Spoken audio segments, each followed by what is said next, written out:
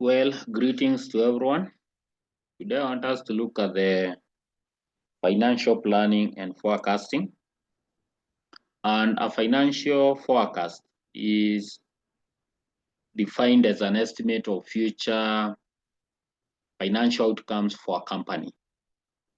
And they are used to develop projections for profit and loss statements, the balance sheets, the burn rate. The HR department can make use of this tool and the other cash flow forecast. Well, we are living in a world where the organization dynamics are so prevalent. And if I bring in, there's an acronym we call VUCA that was coined almost 3 decades ago by a social scientist at the US Army War College. And VUCA, VUCA, was an attempt to characterize the environment in which the army or the recruits were going through.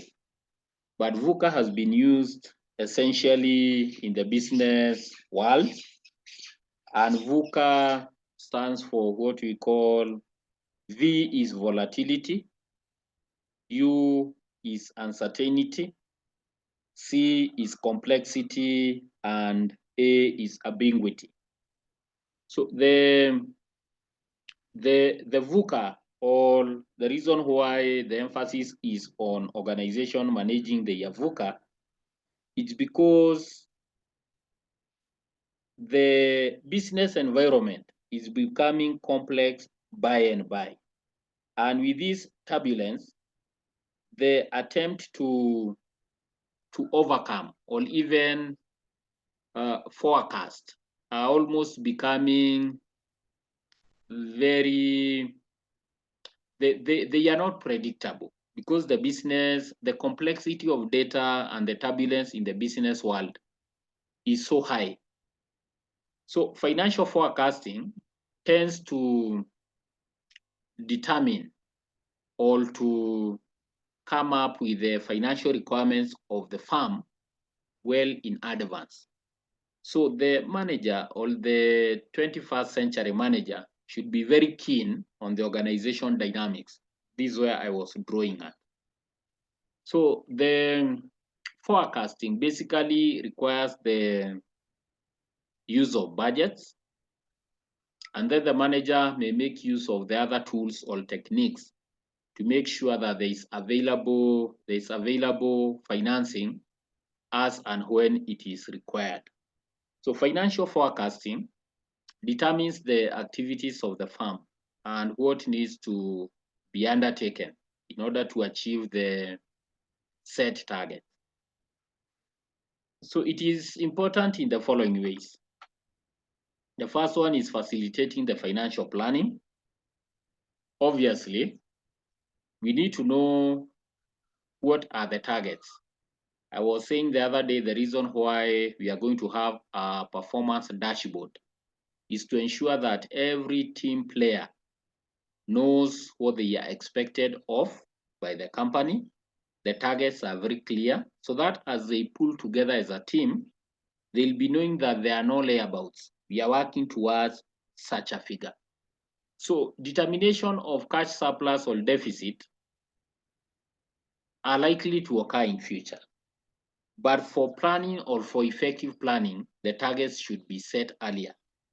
Then it facilitates control of expenditure, and this minimizes the wastages of the financial resources in order to achieve the financial targets. You've seen situations where organizations have what we call an idle capacity, or you find that most of the resources for the organization are being underutilized. So to avoid such a situation, or to ensure that the organization is maximizing and trying to Actually, most organizations nowadays, they are leveraging on minimizing their wastages and cost because there are so many competitors who have come up in the industry and they are so efficient. So the other avenue that you can make sure that you still achieve your financial target is by ensuring that you are operating optimally. Optimally, or what we call the classic optimization, is to make sure that there are no wastages, there is no idle capacity, there are no idle hours, so that the resources that the owners or the investors have tied to the business are being redirected towards improving the revenues or the profits, if I may say. Then thirdly, financial forecasting helps to avoid surprise. So the manager will be knowing that this is what we are planning for. And if there are any variances, they'll be known well in advance. And therefore the manager can easily chip in and do what we call the radical surgery to correct a situation before it hurts the organization. And last time we learned on the various indicators of an organization that might be headed for a financial distress. So before the company becomes distressed, then the manager should plan well in advance. And this can only be aided by financial forecasting in the correct manner. And then the last one is motivation to the employees. Well, financial planning makes use of budgets, and therefore targets are well set. Each employee knows what they are expected to deliver. You can break the bigger target into smaller components. It can be made daily, daily to weekly, weekly to monthly, monthly to quarterly, quarterly to semi-annually, and then semi-annually to yearly. So this will motivate employees because they'll be knowing that we are shooting at the target. It will be unfair for the employees to receive their targets when the year is so far gone, because chances of them not meeting them are also very high. So financial planning and forecasting comes in handy. So we should prepare before we act. And then what we'll be doing is to check and then do the variance analysis if there are any as per the time periods that we've set to review. Now, financial planning process follows 6 steps that I have highlighted there. The first one is determination of the current financial situation. And in this first step, the financial planning process requires that you determine your current financial situation with regard to the income items. We have the savings, the living expenses, and the debts. So you need to prepare a list of the current assets and the debt balances and the amount spent for various items, because this will give you to lay a foundation for financial planning activities. So you are not starting from scratch.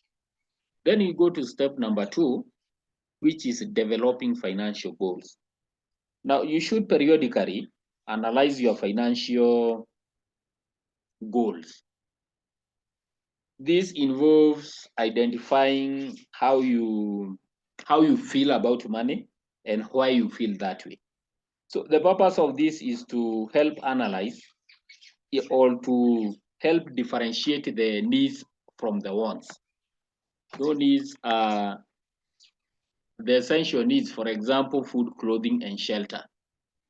You can opt out other luxury goods, but not the needs.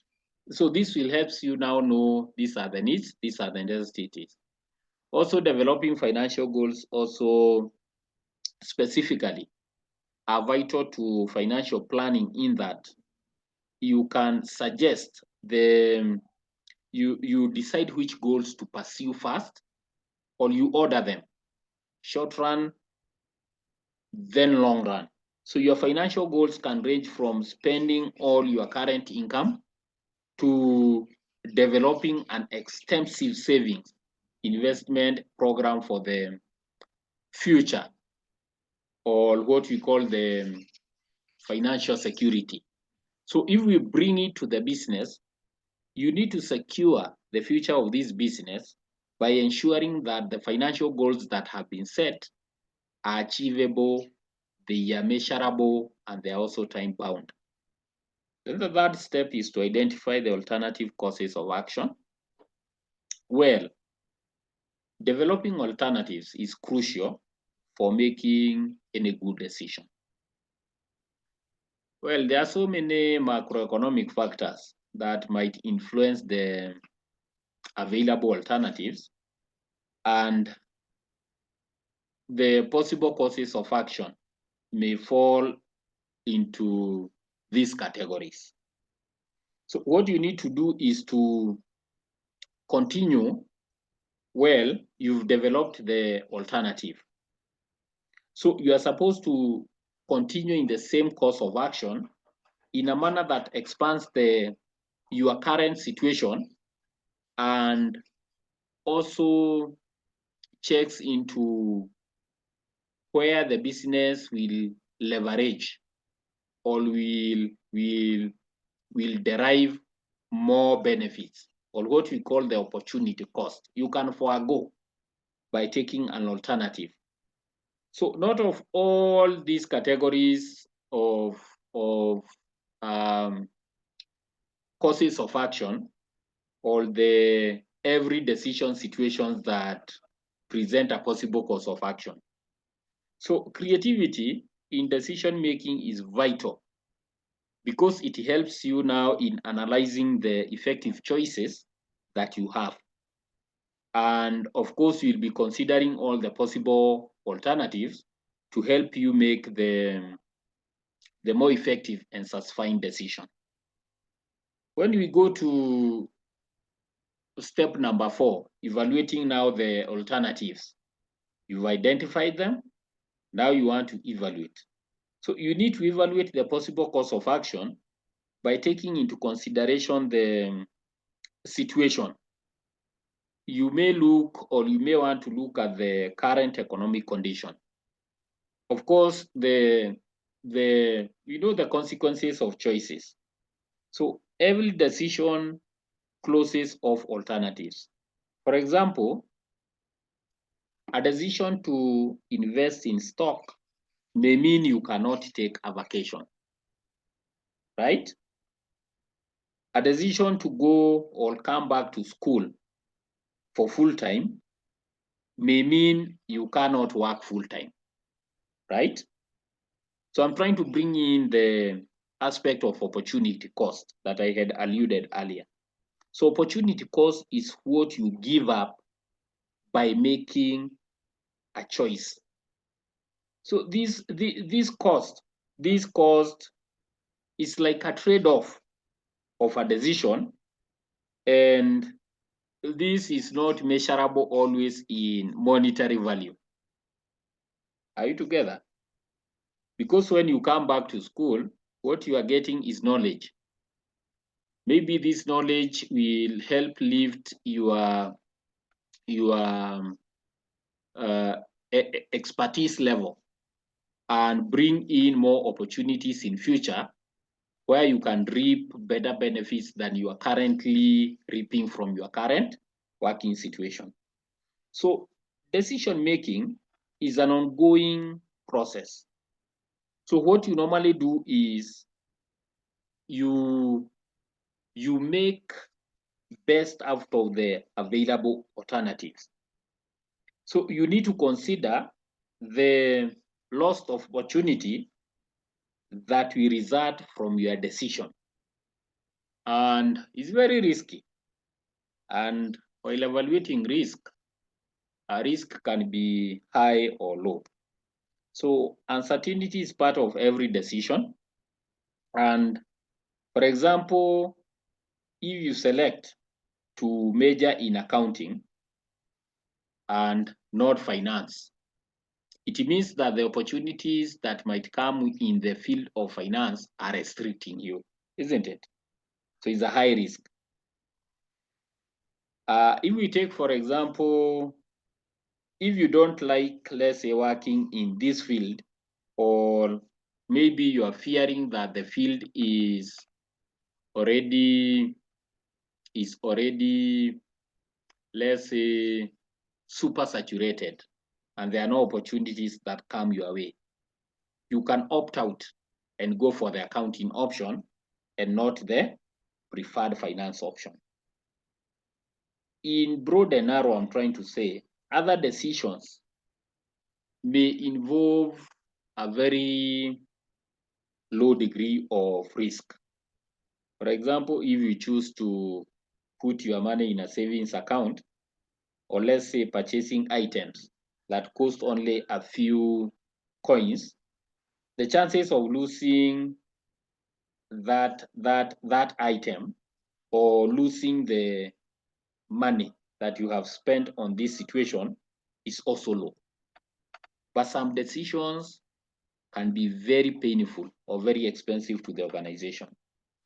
So when it comes to the financial decision, you need to identify and be cognizant of the risk. Now, it's very hard to evaluate the risk. So the best way to consider risk is to gather as much. We are in the information era. You're supposed to gather as much information as possible based on your experience and maybe the experiences of others whom you are working with. And that's why you'll see most organizations will prefer a sage or an elderly person who has seen it all, because somewhere on the way in their career ladder, they might have made very serious financial mistakes, but they know if they were able to correct those situations when they were off track and they came back on track, then they won't again. We normally say once bitten, twice shy. So it means it's very hard for them to make serious financial mistake if they've had a situation to make that mistake and they learn from it. So get as much information as possible. We are in the information era. So relevant information is required at each stage of the decision-making process. So what you need to do is to know that we are operating in what I called the VUCA business environment. We are volatile.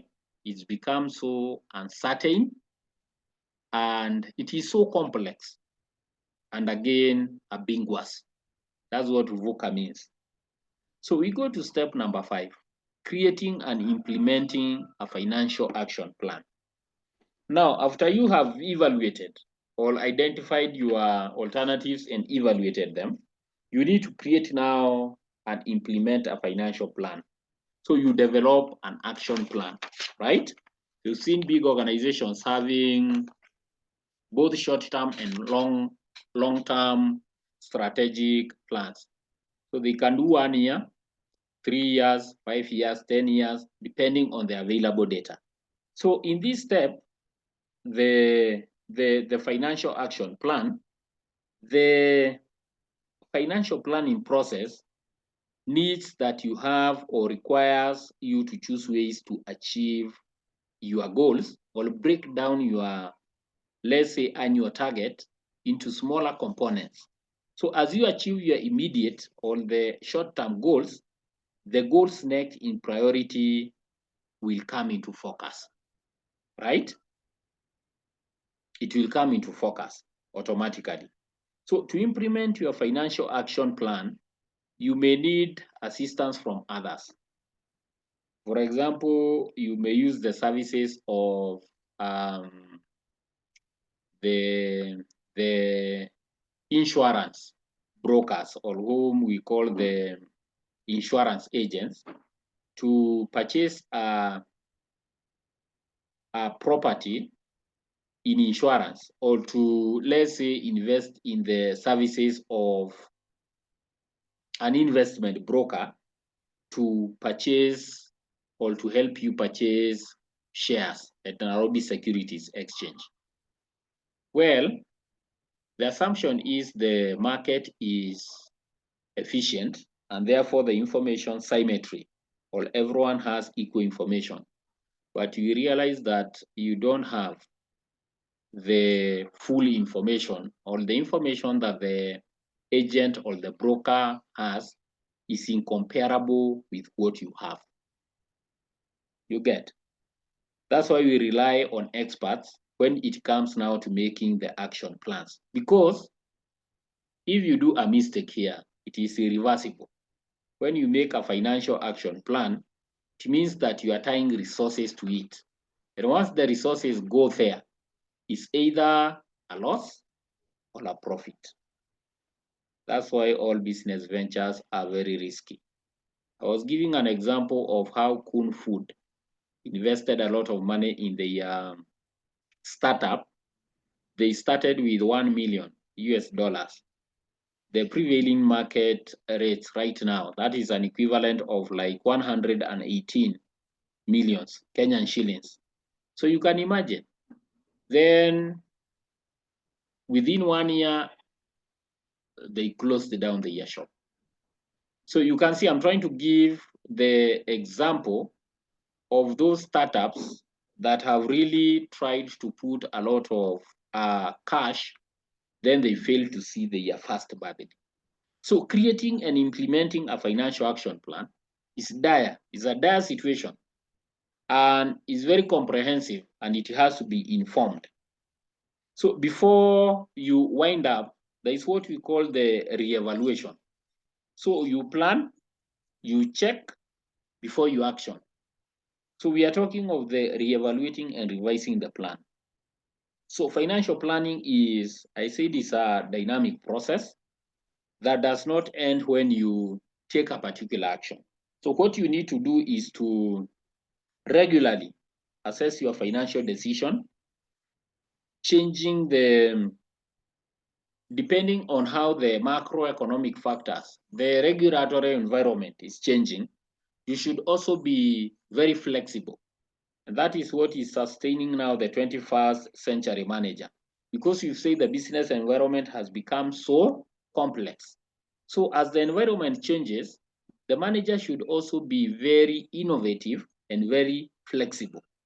And this can only happen if you are assessing your milestones and you keep on reviewing or evaluating the far that you have come. So when the life events affects the financial needs of the organization, for example, the financial planning process may provide a vehicle for adapting or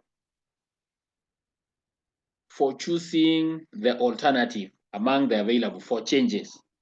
So by regularly reviewing the decision-making process, it helps the manager to make the priority adjustments that brings the financial goals of the organization and its activities in line with the current situation. And hardly can you go wrong if you keep on reevaluating and revisiting the plan. So those are the steps. Now we have the methods and the techniques of financial forecasting that I want us to cover in our next lesson. And we'll make use of the various techniques that are available for financial planning and forecasting. Let me pen off at that point. I don't want to preempt. We meet in our next lesson. Thank you. If there are any questions, I can be reached through the portal.